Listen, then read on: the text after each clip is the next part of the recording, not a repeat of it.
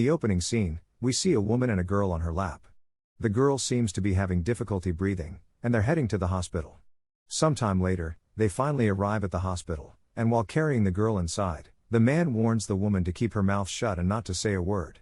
They get inside the hospital and ask for help. The nurses quickly take the girl for treatment while the woman watches from the window.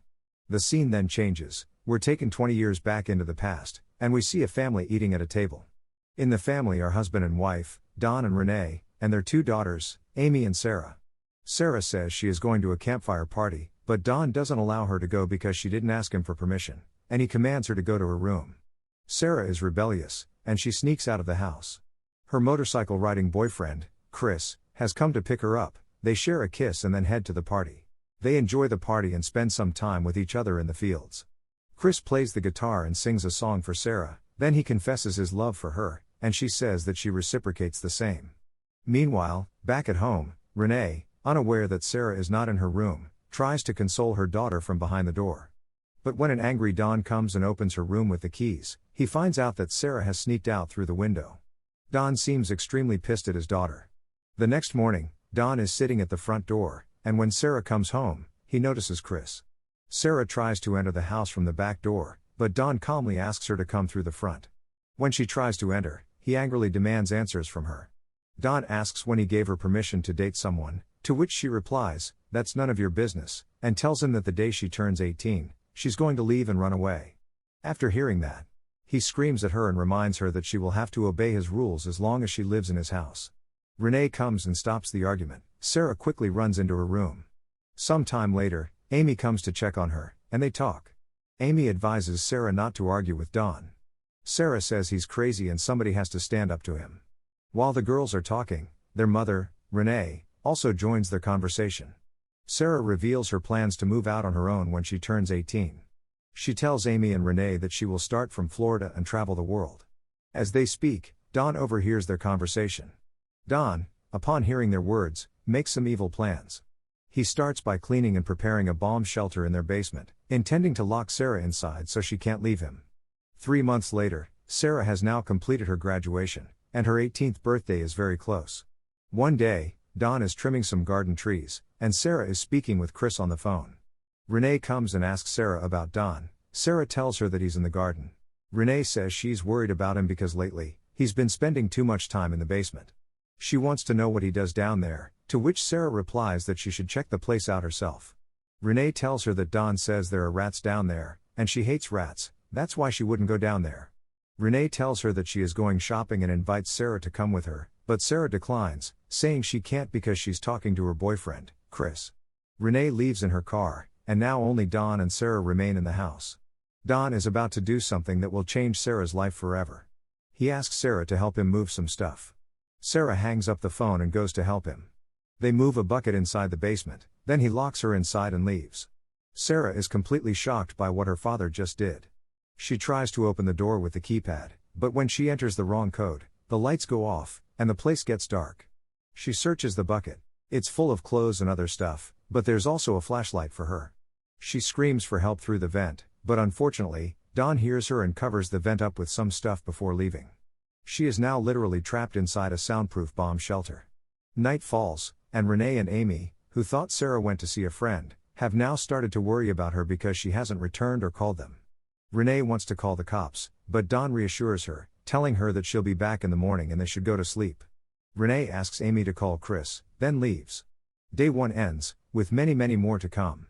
Day 2, Sarah is living like a caged animal. She uses a pot to urinate. The keypad on the door allows 3 tries before shutting down the room's lights and air circulation.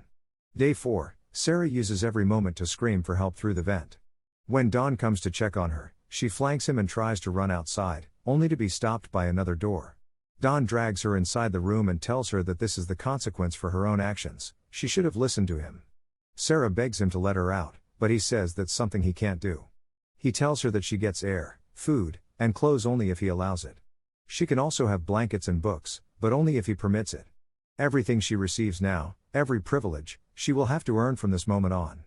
Then he asks her, "Do you understand or not?" She doesn't reply. In response, Don slaps her, then he rapes his own daughter and leaves. Back in the house, Renee has called the cops. She tells the officer that Sarah wouldn't just disappear like this and that something must have happened to her. Don intervenes, persuading the officer to believe Sarah ran away from home. He mentions her plans to start in Florida and travel all 50 states once she turned 18. Renee protests, saying it was just a dream, not a concrete plan, and that Sarah hadn't even celebrated her birthday yet. She insists Sarah would never leave without saying goodbye. The officer tells her that Sarah will soon be 18 and has the right to go wherever she pleases. He's seen cases like this before, and there's little they can do. Day 7, Sarah is bruised and battered. To cope with the trauma, she thinks about Chris and the night they spent together. In a flashback, we see their conversation. She tells him about her plan to leave when she turns 18. Chris says he loves her and promises to join her wherever she goes. They make plans to travel the world on his motorcycle. Sarah asks for a pink helmet, and Chris agrees. The scene shifts back to the present. Ironically, Chris arrives on his motorcycle, holding the pink helmet he promised Sarah. He confronts Don, demanding to know where she is and if she's contacted them. Don lies, claiming Sarah ran off with another man named Stevie. He insists she always talked about leaving with Stevie. Heartbroken, Chris leaves with the helmet meant for Sarah. Day 21, Sarah's birthday. Don goes downstairs and gives her a birthday cake and a red dress as a gift. He forces her to put it on and asks what she wants. Sarah says, "I want to be released." Don replies, "Too early." She asks for a TV. "You'll have to earn that." She requests a clock, and he agrees. When she calls him Dad, he commands her to call him Don from now on. Then he orders her closer, and likely rapes her again. Day 38, Sarah crafts a weapon from a beef can lid attached to a piece of wood, planning to kill Don. When he enters, she's wearing the red dress. She attacks, but he easily overpowers her, beats her, and likely rapes her again. Day 354, Sarah is now visibly pregnant with her father's child. She uses a nursing book to prepare for the birth. Suddenly, she goes into labor, delivering the baby alone, without medical help or proper hygiene. She names her daughter Marie. 4 years later, Sarah is pregnant again, raising Marie in the basement. Don visits, having provided basic furniture, a table, cupboards, a mattress. Sarah appears subdued, even offering him tea. Don mentions a promotion and a new office. Marie calls him Dad and shows him a drawing. He seems pleased. Sarah cautiously says, "Soon there will be 3 of us here. Could you release us?" Enraged, Don storms upstairs for dinner. While Renee argues with Don, she says she wants to hire a private investigator because Don never tried hard to find Sarah. He tells her that they have already spent more than $5,000 searching for her in Florida, and he's not going to spend any more money on her. "Move on and focus on Amy," he snaps. He screams, breaks some plates, and leaves. Later, he provides Sarah and Marie with a TV as a Christmas present. Sarah is overjoyed. Finally, she has a TV. Year 7, Sarah has given birth to a son, Michael. They all live in the basement, but Marie seems sick, struggling to breathe. Don provides some pills, but Sarah protests, they aren't for kids, and she doesn't know the dosage. Marie needs a doctor. She demands. Don ignores her and leaves. The next day, Chris meets with Amy. He admits he's still searching for Sarah and shares the lies Don told him, that she ran away with a man named Stevie. Amy confesses that their father has always been abusive and suspects he did something to Sarah. Later, she confronts Don, accusing him outright. Renee still insists on hiring a private investigator, which sends Don into a rage. They argue, and in the struggle, Don drops his basement keys. Amy picks them up and sneaks toward the basement, only to be caught by an aggressive Don. Meanwhile, downstairs, Sarah plays with her children. Time passes, and Sarah gives birth to a 3rd child, a boy named Thomas. She tells Don there's no room for another baby and convinces him to leave Thomas with Renee. Don agrees. The next day, he places the baby on the doorstep with a note from Sarah, begging Renee to care for him. Renee bursts into tears when she finds the baby and the note. She takes Thomas inside, but misses a second, smaller note hidden beneath: "Call the police. I'm trapped in the basement." Unfortunately, Don finds it first. Enraged, he storms downstairs, takes out his fury on Sarah, and leaves. Year 14, Marie and Michael have grown up. Now, Don sets his predatory gaze on teenage Marie. Sarah pleads, "She's just a kid, leave her alone." The children, raised entirely in captivity, suffer from severe social anxiety. They don't fully grasp the horror of their situation. 17 years in captivity, rain pours outside. Renee bonds with her grandson, Thomas. Meanwhile, Sarah, pregnant again, notices a leak in the ceiling. Using a spoon, she and the kids dig desperately toward freedom. After a sleepless night, the hole reaches the front yard. Sarah flashes a light, signaling a neighbor for help. The neighbor spots it and alerts Don, who dismisses him. Everything's fine. But once the neighbor leaves, Don storms downstairs and savagely beats Sarah, causing her to miscarry. 18 years in captivity, Don cruelly taunts Sarah, boasting about Thomas living just above them. He's getting strong, wants to play football and baseball next year, he says. Michael, listening, says he'd like to play too. Don smirks, that depends on your mother's behavior. He manipulates Marie and Michael, turning them against Sarah. Later, the kids demand to be let out. Overwhelmed, Sarah collapses, sobbing. In her despair, she remembers Chris, his love, his promises. The children, realizing their mistake, clean up quietly. When Sarah wakes, she finally tells them the truth. Renee is my mother. Don is my father. We've been prisoners here for 18 years.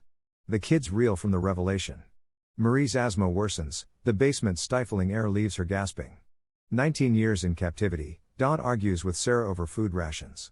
Michael, furious, attacks him, but Don overpowers him easily. Thomas is younger, but he's bigger and stronger than you, Don sneers. Above ground, Don's life crumbles, constant fights with Renee, a lost job, foreclosure looming. Exhausted, he decides to kill them all.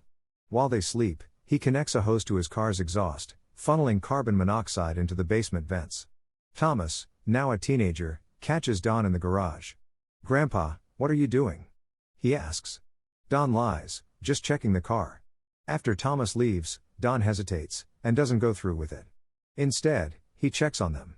They're still alive, still sleeping. 20 years in captivity, Marie's asthma attack turns critical, she needs a hospital. Sarah begs Don, but he refuses, until she calls him Dad. Something shifts. He agrees to take Marie but leaves Michael behind. For the first time in 2 decades, Sarah steps upstairs. She nearly collapses from emotion but steels herself. At the ER, the same scene that opened the film, doctors stabilize Marie. A concerned physician asks about her medical history and hands Don paperwork. Sarah seizes her chance. "I need the bathroom," she says. Don refuses, so she accidentally spills water on his forms. While he replaces them, she whispers the truth to a doctor. Police swarm in. Don is arrested and sentenced to life. Michael is rescued. Renee is shattered, her daughter, imprisoned for 20 years, right beneath her feet. The family moves in together. Then, Chris arrives, holding the pink helmet he promised Sarah all those years ago. They talk about their teenage dreams, their stolen future. "I'm sorry I didn't find you sooner," he says. They ride off together on his motorcycle, finally free. The film ends. If you enjoyed this presentation, don't forget to subscribe and hit the notification bell. Thanks for watching, see you in the next video.